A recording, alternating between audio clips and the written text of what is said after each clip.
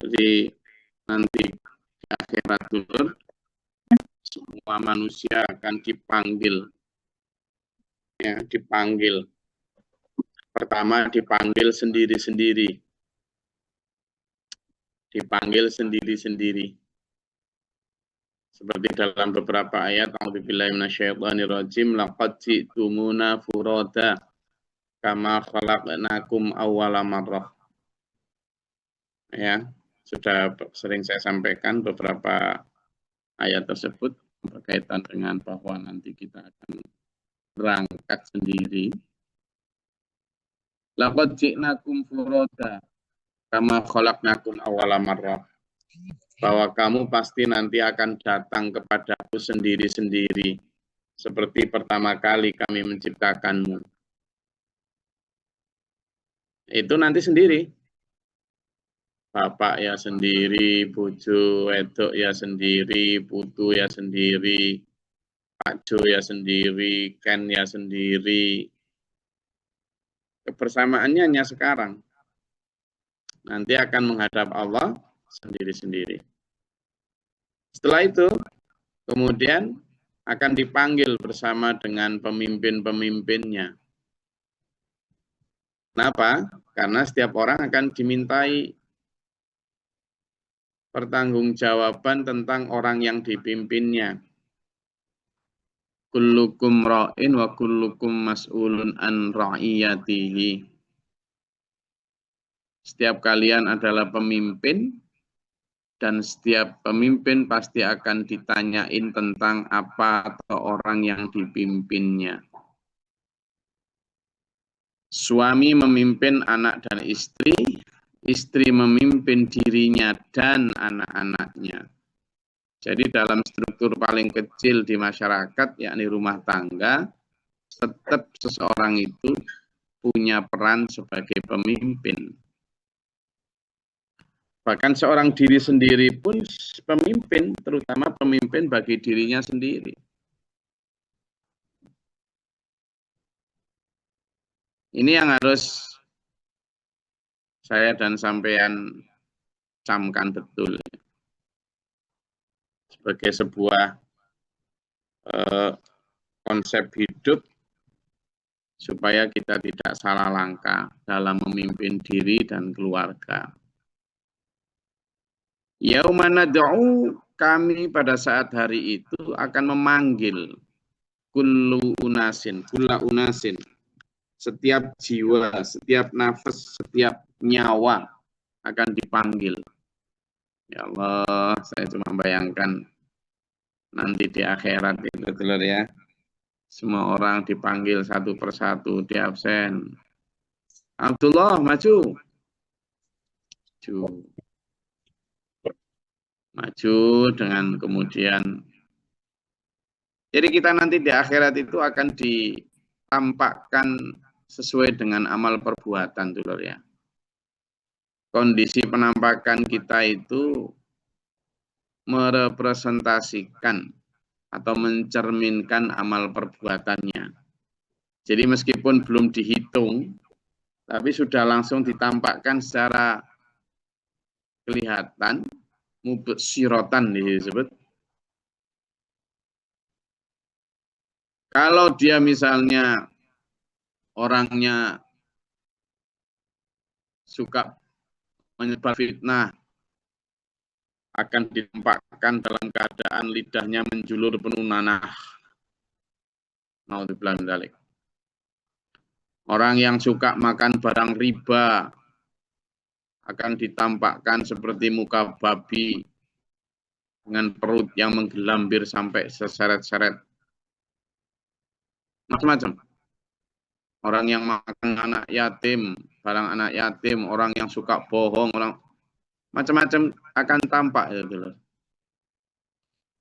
sehingga pada saat itu sudah dipanggil, "Hei Sudrun, maju."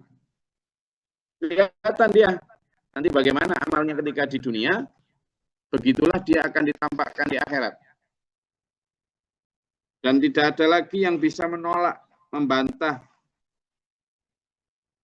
Faman utiya kitabahu biyaminihi faulaika yaqra'una kitabahum wa la yuhlamuna fatila. Ini yang harus jadi goal kita. Barang siapa yang menerima catatan amalnya, kitabnya dengan tangan kanan. Nah inilah dulur, dengan tangan kanan, ya Allah. Ayo kita minta dan berupaya ke arah situ, dulur. Ya opo carane? Bagaimana? Catatan amal akan diterima tangan kanan kalau timbangannya itu atau catatannya itu lebih banyak yang kanan. Tapi kalau catatannya lebih banyak yang kiri, orang akan menerima dengan tangan kiri. Lalu gimana caranya biar begitu? Ya mulai sekarang. Bukan nunggu nanti. Jangan nunggu nanti itu loh. Udahlah, saya menentang keras terhadap materi ceramah yang membuat sampean tertidur pulas, mengandalkan pokoknya kita umatnya Nabi Muhammad ini sebesar apapun dosanya nanti akan ditebus Nabi Muhammad di akhirat. Di mana ada ajaran begitu tuh gimana coba? Sekarang ini lagi marak begitu. Jadi dosa sebesar apapun asalkan kita umatnya Nabi Muhammad akan ditebus oleh Nabi Muhammad. Ini kok jadi kayak ajaran umat sebelah ini. Datang untuk menebus dosa. Enggak dulur ya. Jadi nanti akan kita tulis, kita lihat di ayat-ayat bawah itu. Betapa bahkan Nabi Muhammad SAW sendiri itu sangat bergantung kepada hidayah, sangat bergantung kepada arahan dan pertolongan Allah. Ya. Supaya apa ini saya sampaikan? Supaya kita tidak gampang ke itu. Malah nanti di sana keblowok dulu di dunia katanya begini kok ternyata begini lah, rugi toh. Jadi mending kita sekarang ini jangan mengandalkan siapapun. Ayo kita berupaya untuk diri kita sendiri. Jangan berleha-leha hanya karena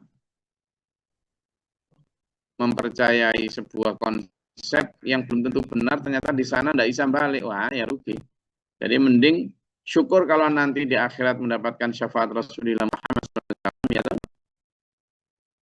syukur banget. Alhamdulillah, mudah-mudahan kita mendapatkan itu.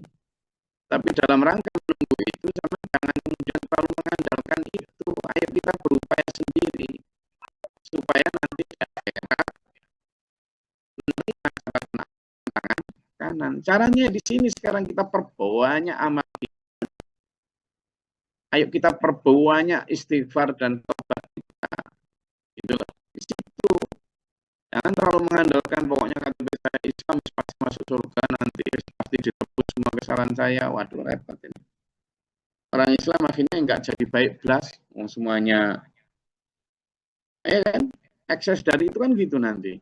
Umat Islam akhirnya ngawur, malas sedekah, malas segala macam. Ngapain sih? Oh, nanti di akhirat juga dikasih syafaat Nabi. Repot kalau kayak gitu. Akhirnya umat Islam menjadi masjid-masjid kosong karena katanya tidak apa-apa, yang penting bekerja itu sudah ibadah. Ya kosong mas masjid. Terus juga malas sedekah, apa-apa nanti ditebus sama syafaatnya Nabi, asalkan kamu sholawatan. Ya kering kas umat ini. Gitu loh. Jadi ayo kita menjadikan syafaat Rasulullah Muhammad SAW itu sebagai keberkahan yang itu menjadi bonus kita setelah kita beramal baik secara mandiri. Gitu loh. Jadi nanti di akhirat itu dulu kita akan mendapatkan surga atau neraka itu bukan karena amal kita. Benar, saya sepakat itu. Semuanya karena ridho Allah, semuanya karena karunia Allah. Nah, dalam menyongsong karunia Allah itulah kita itu diperintah Allah untuk berupaya keras. A'udzubillahi minasyaitonir rajim. Innallaha la yughayyiru ma biqaumin hatta yughayyiru ma bi anfusihim. Sesungguhnya Allah tidak akan merubah nasib satu kaum kecuali kaum itu sendiri yang merubahnya. Demikian pula kalau kita ingin mengharapkan keridhaan akhirat, bagian akhirat, Allah sudah memerintahkan sejak awal, ya kan? Mangkana yuridul ajilata ajjalna lahu ma nasya'u liman nuridu tsumma ja'alna lahu jahannam. Siapa yang ingin di dunia kemudian berusaha itu dikasih yaslaha madmuma madhura, mereka akan terhina. Tapi juga sebaliknya, waman aradal akhirah, dan barang siapa yang ingin mendapatkan syafaat Nabi di akhirat, mendapatkan ridho Allah di akhirat, kan tadi ngomong kalau surga karena ridho Allah. Iya, tapi barang siapa yang ingin mendapatkan ridho Allah akhirat, kata Allah, barang siapa yang itu wasa'alaha sa'yaha, dan dia berusaha keras dengan usahanya. Lah inilah. Jadi enggak ujuk-ujuk datang, tapi harus ada apa? Wasa'alaha sa'yaha. Ada upaya untuk menuju situ. Dan itu upaya ayo sekarang dulu. Wa huwa mu'minun, dan dia juga ada syarat lagi, beriman. Nah, jadi untuk mendapatkan, kan kadang gitu, nggak usah membanggakan amal, betul, sepakat saya. Karena nanti di akhirat itu masuk surga atau tidak itu karena ridho Allah, betul, saya sepakat. Tapi untuk mendapatkan ridho Allah itu, sampean dan saya itu diperintahkan Allah berupaya wasa'alaha sa'yaha. Itulah Al-Isra yang kemarin ayat 19 itu. Jadi tidak hanya sekedar uridu. Kan di sini waman aroda, dan barang siapa yang menginginkan. Berarti kan tidak hanya sekedar menginginkan. Kalau hanya menginginkan nanti terus dapat, nggak bisa begitu. Waman aroda akhirah al-akhirah, kenikmatan, kebahagiaan, ridho Allah di akhirat, maka ada wasa'alaha sa'yaha, dan tidak hanya ingin tapi dia juga berupaya keras untuk membuktikan itu. Nah, berarti kan Allah memberi syarat tuh. Dan ada syarat lagi, wahuwa mu'minun, dan dia juga beriman. Itu ayat 19 tuh. Bukan omongan saya itu. Faulaika kana sa'yuhum mashkura, baru orang lain semacam itu sa'yuhum, upaya mereka. Loh, kembali lagi upaya. Itulah. Kembali lagi upaya mereka. Upaya mereka itu mashkura, akan dibalas. Dibalas dengan apa? Ridho Allah. Itu. Jadi mekanismenya itu Allah memang yang ngasih ridho. Enggak. Tapi kita diperintahkan Allah untuk menggayuh, meraih ridho Allah itu dengan upaya. Lagi-lagi dikira faulaika sa'yuhum, gitu kan? Maka faulaika kana, maka mereka itulah orang-orang yang sa'yuhum, upaya mereka masykura, akan dibalas dengan baik. Jadi kembali ke ayat yang kita sedang pelajari, supaya kita faman utia kitabahu, barang siapa yang akan menerima kitabnya dengan apa? Tangan kanan. Itu orang-orang yang menerima dengan tangan kanan dulu. Itu adalah orang yang sejak di dunia itu sudah menyangka bahwa nanti akan di akhirat itu akan dihisab. Akan dihisab.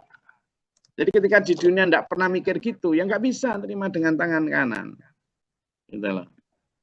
Jadi mereka ini sudah di dunia itu sudah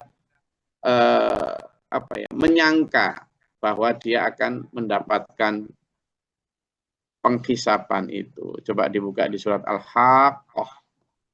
Ya. Surat Al-Haqqah itulah tentang siapa yang faman utiya kitabahu biyaminihi, ya kan? Faman utiya kitabahu biyaminihi,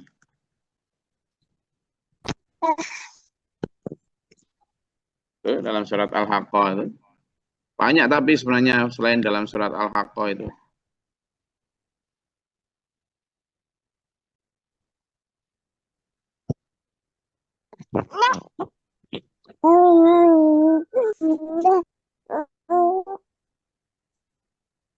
Ya, ketemu?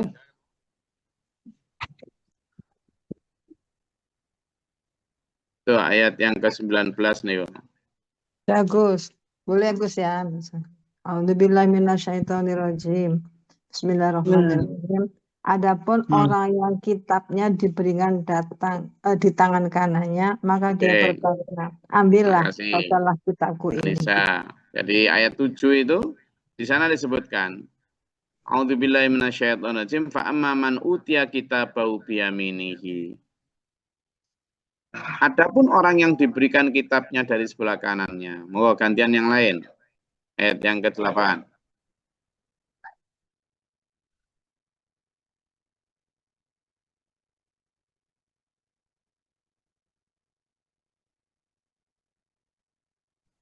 Oh, ayat ke-8. Silakan Pak Jun. 17, 19 ya, Bu. Oh, 18. Waman utiya kitabahu biyaminihi. 19. Surat As-Saffat. Ayo Pak Jun, silakan.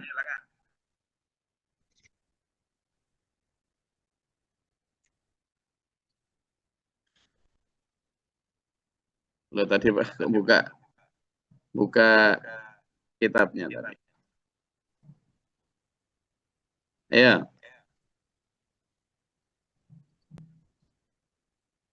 Mas siapa? Mas Mahfud, monggo. Ayo Mas Mahfud. Ayat Ya, 19. silakan. 19 ya. Al-Haqqah ayat 19. A'udzubillahi Oke. minasyaitonirrajim. Bismillahirrahmanirrahim. Adapun orang yang diberi catatan amalnya di tangan kanannya, dia berkata kepada orang-orang yang di sekelilingnya, ambillah dan bacalah kitabku ini. Shadaqallahul adzim. Oke.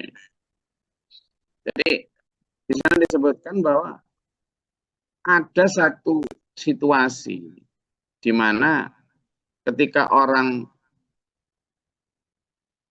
menerima tangan kanannya itu sudah menyangka bahwa mereka itu akan mendapatkan kitabnya itu.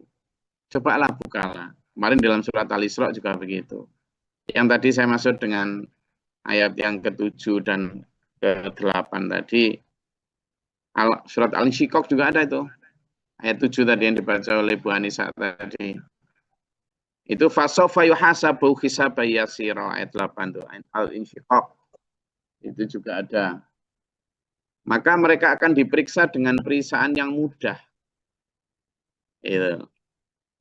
Wa yanqalibu ila ahlihi masrura. Dan dia akan kembali kepada kaumnya. Coba Al-Insyiqaq gitu dibaca coba. Yang tadi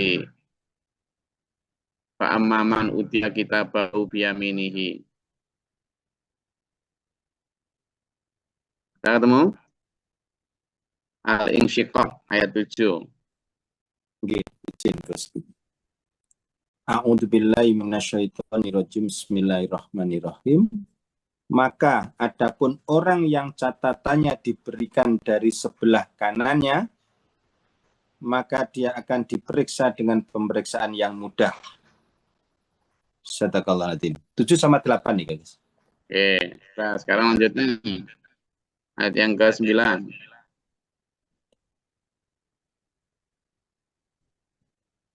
Ayo gantian.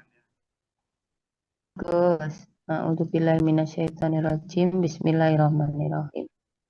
Dan dia akan kembali kepada keluarganya yang sama-sama beriman dengan gembira. Loh, itu loh. Jadi bagaimana agar kita itu serombongan itu nanti membaca kitab kita itu dengan gembira. Gimana bojoku, istriku, gimana catatanmu? Alhamdulillah catatanku aku tadi terima dengan tangan kanan loh, Pak. Begitu pula ketika suaminya dipanggil, sini kamu, betul, datang. Setelah terima tangan kanan balik ke keluarganya. Gimana Mas tadi sampean? Alhamdulillah Dek, dulu kita lebih mengedepankan sedekah dulu daripada ganti keramik.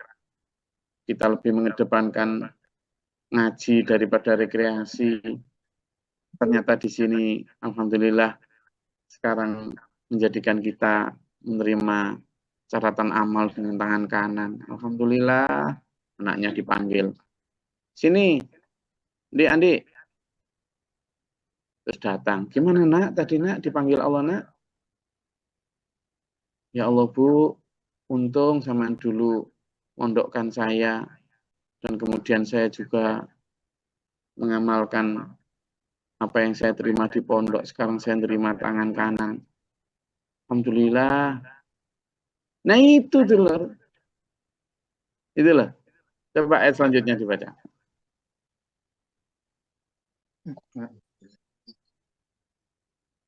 Fasaufa yuhasabahu, gitu kan? Yakin bahwa kita. Dengan ini, maka ayat yang 10 coba. Sementara yang 10, monggo. Izin Gus. A'udzubillahi minasyaitonirrajim. Bismillahirrahmanirrahim. Adapun orang yang catatannya diberikan dari belakang punggungnya. Na'udzubillah. Orang yang menerima tangan kiri, dulu saya pernah sebutkan kan, akan menerima catatan dari belakang punggungnya. Jadi tangan kirinya itu ditekuk cuklek ke belakang gitu, lalu nembus punggungnya ke depan, baru nerima. Sulitnya begitu, kalau nerima catatan dengan tangan kiri. Apa yang dia bilang ayat 11? Dia akan berteriak celaka. Enggak, gantian ayat 11.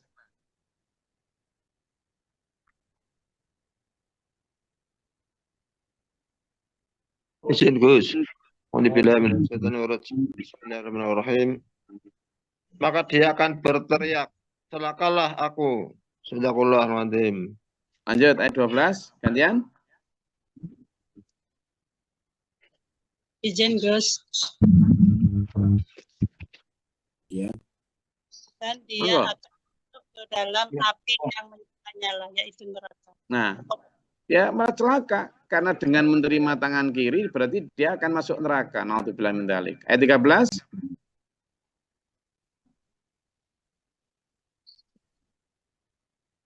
Sungguh dia ada di bergembira. Ayat 13. Auzubillahi minasyaitonirrajim. Bismillahirrahmanirrahim. Sungguh dia dahulu di dunia bergembira di kalangan keluarganya yang sama-sama kafir. Nah, itu. Dia nangis di akhirat karena dia ketika di dunia terlalu banyak bergembira. Terlalu banyak bergembira, terlalu banyak bersenang-senang. Makanya di SPM Ma'adulur selalu ngajak, nikmati dunia, tapi sekedarnya saja. Jangan berlebihan. Karena alhaakumut takatsur. Megah-megahan itu akan melalaikan kamu. Ini jadinya. Ketika terlalu banyak bergembira seperti kehidupannya orang-orang kafir itu, di sana baru menyangka. Nah ini, ayat 14. A'udzubillahi minasyaitonirrajim. Bismillahirrahmanirrahim. Sesungguhnya dia mengira bahwa dia tidak akan kembali kepada Tuhannya. Shadaqallahul azim. Itu. Kenapa? Karena ketika di dunia nggak pernah merasa bahwa dia akan dihisab di akhirat. Enggak pernah merasa. Dia merasa ya nanti akan baik-baik saja. Dan itu yang disampaikan di surat Al-Haqqah. Coba dibuka surat Al-Haqqah sekarang. Yang ayat tadi sudah kita baca. Ya. Yauma tu'raduna la takhfa minkum khafiyah. Lalu ayat yang ke-19 coba dibaca. Yang tadi sudah dibaca ayat 19. Orang-orang yang di dunia itu ketika mudah-mudahan kita semua ya yang ngaji ini itu menjadi orang-orang yang ayat 20 itu. Ayat surat Al-Haqqah coba dibaca. Surat Al-Haqqah. Ayat 20. Ayo monggo. Gantian. Izin Gus. Silakan. Bismillahirrahmanirrahim. Sesungguhnya aku yakin bahwa suatu saat aku akan menerima perhitungan terhadap diriku. Nah itu, jadi dia di sana ketika terima catatan amal itu sudah nggak kaget. Kenapa? Karena ketika di dunia dia bilang, inni dzanantu anni mulaqin hisabiyah. Sungguh aku yakin kok bahwa sungguhnya aku akan menemui hisab terhadap diriku saat ini. Jadi ya sudah sejak kayak gini, sejak pagi ini, pagi ini nih, saya ngajak sampean untuk ayo dibuka terus catatan amalnya. Jadi sejak di dunia sudah dihitung, gitu. Maka ayat 21 coba lihat. Mau gantian? Ayo monggo. Izin Gus. Maka orang itu berada dalam kehidupan yang diridhoi. Nah itu loh Bu Lili. Maka orang yang ketika di dunia selalu buka catatan amalnya, merasa bahwa nanti akan dihisab, itu di akhirat akan berada di kehidupan yang diridhoi. Makanya tadi saya bilang, ada orang kan, nanti di akhirat itu masuk surga karena ridho Allah semata, bukan karena amal kita. Benar. Dan ridho Allah tadi dimulai dari apa? Ketika di dunia sudah mulai mengumpulkan amal. Mulai beramal yang keras. Wasa'alaha sa'yaha tadi itu. Sehingga di akhirat nanti fi jannatin aniyah fahuwa fi 'isyatir radiyah. Ayat 22 coba.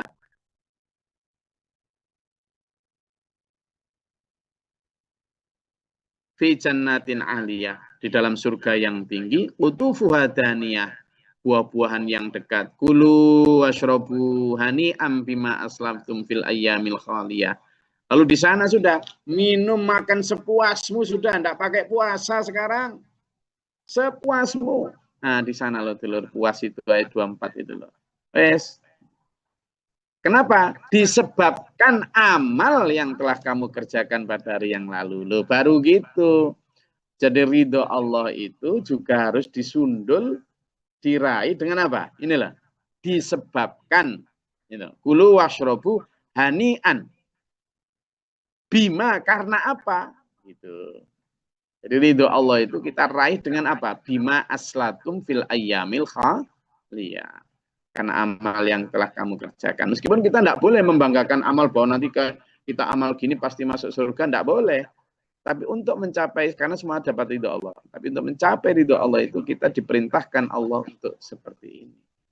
Tapi sebaliknya dulur, naudzubillah min dzalik. Ini ayat yang 25. Wa amman utiya, ini naudzubillah min dzalik dari ini ya.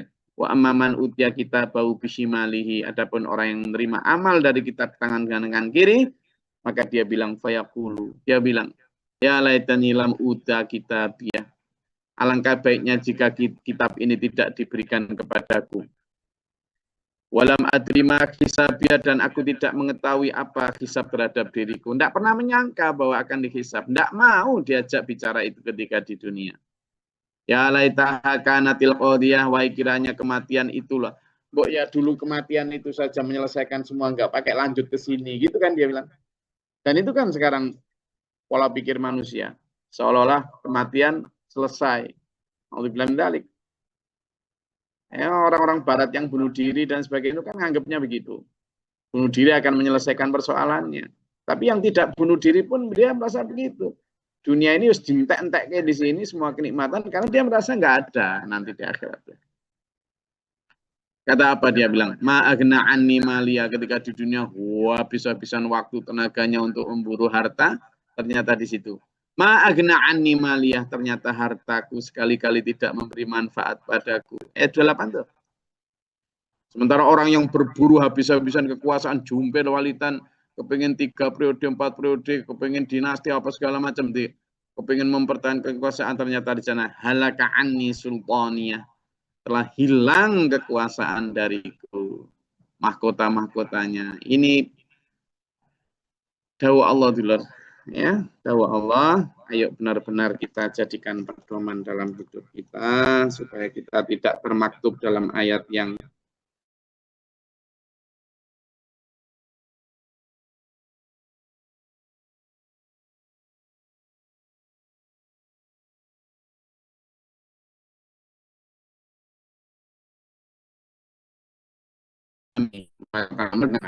sampaikan.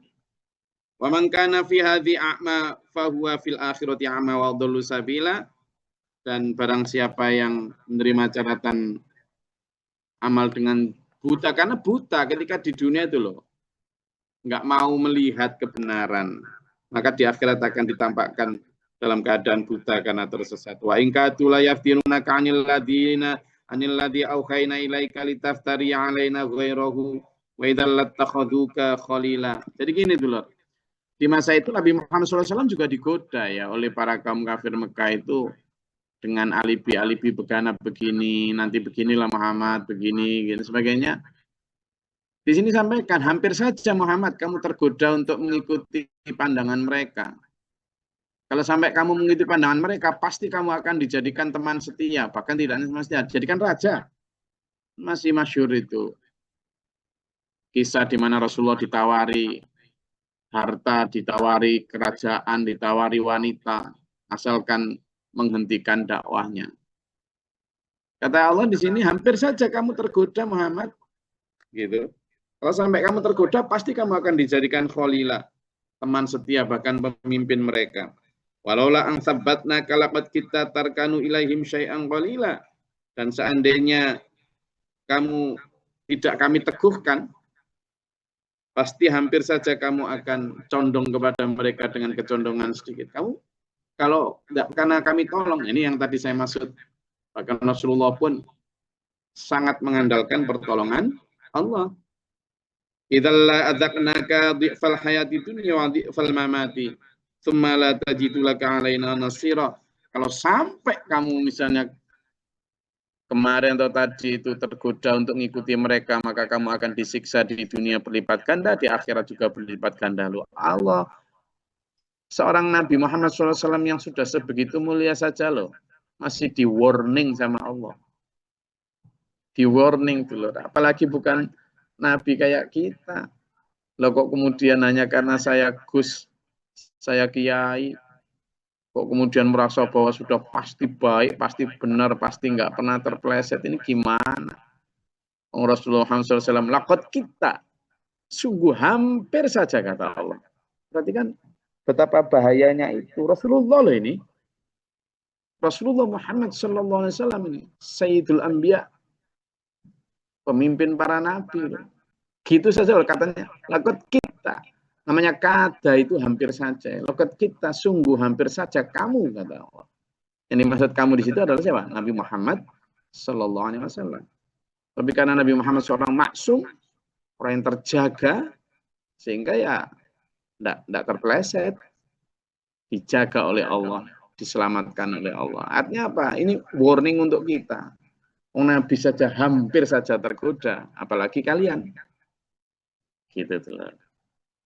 Jadi tingkat kewaspadaan kita, yuk kita tinggikan lagi. Seperti yang kemarin ditanyakan Pak Jul itu, gimana caranya melewati Shirathul Mustaqim itu tetap waspada. Ya memang kita kayak gini nih, Nabi aja diingatkan kok, hampir saja Muhammad, gitu. Kamu tergoda untuk menyimpang, hampir saja. Nah, tapi karena Nabi Muhammad SAW terjaga, maksum, dijaga Allah. Maka kata Allah, laula ang sabbatnaka, andai saja tidak kami teguhkan keimananmu. Nah, berarti karena Allah selalu meneguhkan Nabi Muhammad SAW. Sehingga mari kita kembali kepada ajaran Allah untuk teguh di sana. Oke? Saya rasa itu. Ada yang mau disampaikan? Atau ditanyakan? Ya, Assalamualaikum warahmatullahi wabarakatuh. Ya, ini berkaitan dengan tadi ayat yang menyampaikan, yang mana masing-masing nanti Gus ya dipanggil satu persatu diminta pertanggungjawabannya. Sebagai pemimpin besar maupun pemimpin kecil. Skop pemimpin kecil adalah kepala rumah tangga, yaitu suami, ayah, itu Gus. Lantas yang saya tanyakan, bagaimana kalau kasusnya gini Gus, terjadi perceraian Gus. Nah, lalu anak ini kan apakah nanti tetap ditanggung jawab suami? Karena kalau dalam perceraian itu selalu ada konflik. Nah, itu bagaimana Gus? Apa pertanggungjawaban seorang ayah sebagai pemimpin di hadapan Allah nanti? Ya, jadi sebenarnya perceraian itu tidak menghilangkan tanggung jawab akhirat seorang ayah, juga tidak menghilangkan tanggung jawab dunia seorang ayah. Seorang ayah tetap harus memberikan nafkah kepada anak-anaknya, hanya tidak kepada istrinya ya. Karena kalau istrinya selesai, begitu selesai, istrinya diperintahkan untuk memberikan semacam pesangon saja sebagai maisha terakhir agar dia bisa hidup selama masa iddah. Itu kewajiban suami yang menceraikan istrinya. Tapi kalau anak itu sampai mereka dewasa tetap harus bertanggung jawab dunia akhiratnya, termasuk dalam hal maisha dunianya. Ya, termasuk maisha akhiratnya. Apa maisha akhiratnya itu? Ya arahan agar mereka ini benar-benar diarahkan secara akhiratnya, pembimbingnya, ya mengarahkan tentang agamanya dan sebagainya. Itu tanggung jawab yang tidak akan selesai. Itu terus-menerus sampai mereka dewasa. Selesai ketika mereka sudah nikah loh. Nah, tapi tanggung jawab sebagai moral itu tidak akan selesai sampai kapanpun. Tuh. Tapi kalau kepada istri selesai ketika bercerai, dunia maupun akhiratnya. Tuh, ya. Oke. Ada lagi? Oke, saya rasa cukup kajiannya kita pada pagi hari ini. Tadi Mbak Jana mau tanya apa? Adakah yang buka mikrofon tadi? Oke. Saya rasa itu kajian kita pada pagi hari ini. Alhamdulillah semangat. Hari Kamis kita insya Allah ketemu lagi hari Sabtu. Besok kita libur. Ya. Alhamdulillah. Semangat. Mudah-mudahan Allah merahmati kita. Allahumma sholli wa sallim barik ala sayyidina. Allahumma fil mu'minin wal mu'minat. Allahumma qina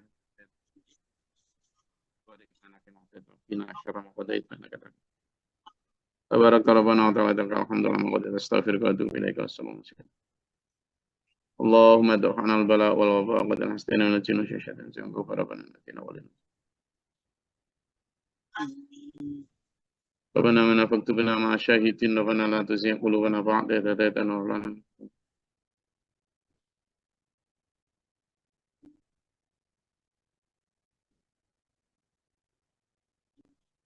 Rabbi a'udzubika min syarri syaitan wa bika rabbi a'udzu bika. Ta'ala wa rahmatika Allahumma zidna rahmatan wa fadlan. Allahumma afrina sabra sabidina.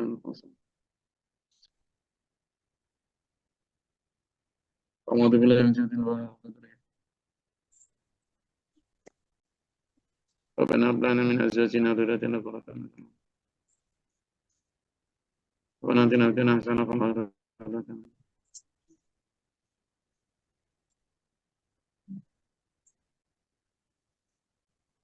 Assalamualaikum warahmatullahi wabarakatuh.